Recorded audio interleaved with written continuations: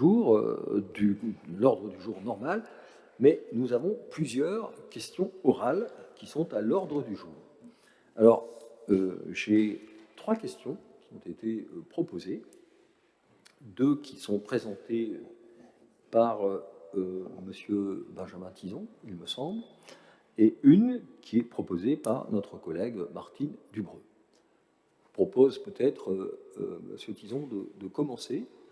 Et donc, comme le dit le règlement, c'est vous qui posez la question. Vous avez 3 minutes moins pour la formuler, et ensuite, je vous réponds, bien sûr.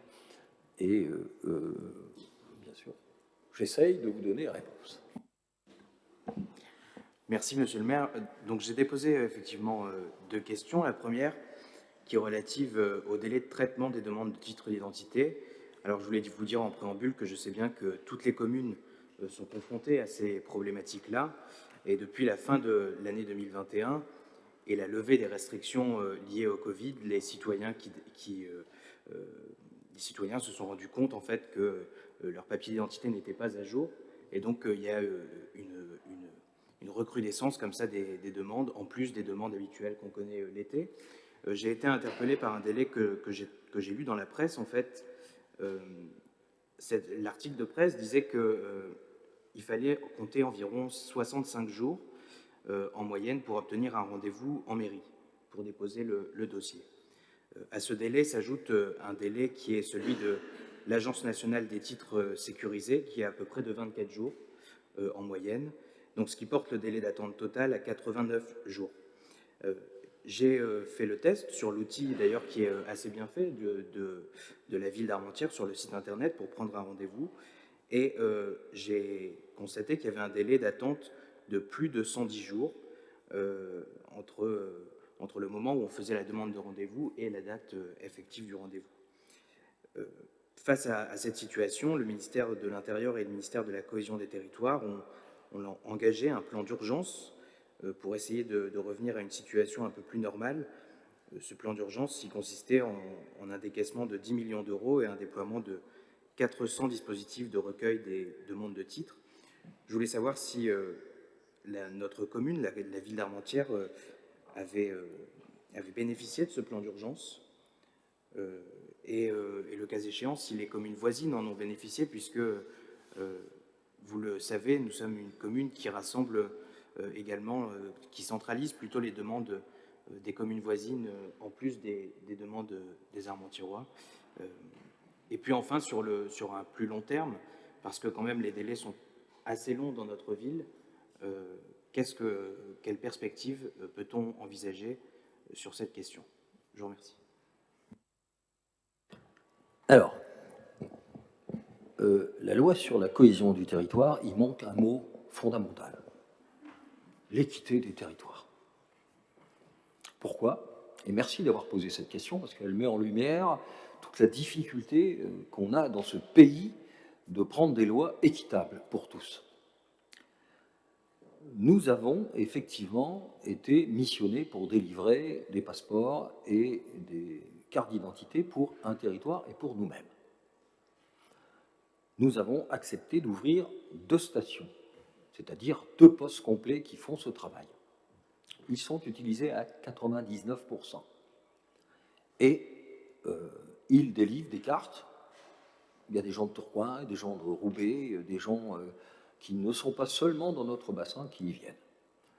La semaine dernière, nous avons délivré 160 cartes d'identité.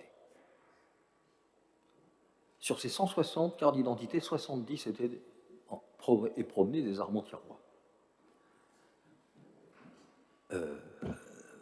Si nous voulions plus, il faudrait donc ouvrir des stations supplémentaires. Et c'est là que commencent les difficultés. D'abord parce que l'État ne couvre qu'une partie du coût de l'équivalent temps plein.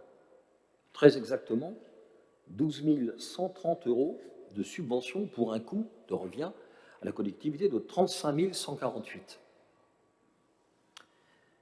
Et si nous ouvrons une station supplémentaire, quand bien même parce qu'il y aurait un coup de bourre, comme on dit, une pression, on ne peut pas l'ouvrir temporairement. On doit faire le choix du définitif.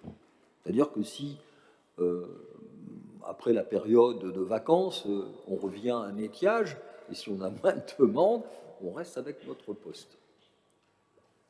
Mais ce qui n'est pas sympathique du tout, c'est qu'il y a des villes qui ont fait de la cohésion un trait et qui ne le réservent que pour leurs seuls habitants. Deux poids, deux mesures. Et ce n'est pas étonnant dès lors que nous avons des demandes de Lille, des demandes de l'ensemble de la métropole, voire plus loin. Et donc, très franchement, ce serait complètement inéquitable que nous devions encore faire un effort, alors que des villes ne le font pas. Et moi, je demande, et je m'en vais écrire au préfet pour essayer d'obtenir un rééquilibrage plus équitable de ces démarches, car on pourrait se retrouver avec, pour répondre en pointe, parce qu'après le Covid et en période de pré-vacances, bien évidemment, il y a beaucoup de gens qui s'aperçoivent que leur carte d'identité a dépassé la date de validité, et donc on a un afflux de personnes. Ce qui veut dire qu'on pourrait se retrouver avec 4, 5 stations pour répondre à l'afflux et devoir les conserver ad temporem pour plusieurs mois, sinon quelques années, parce que nous, c'est le statut de la fonction publique, hein, bien sûr.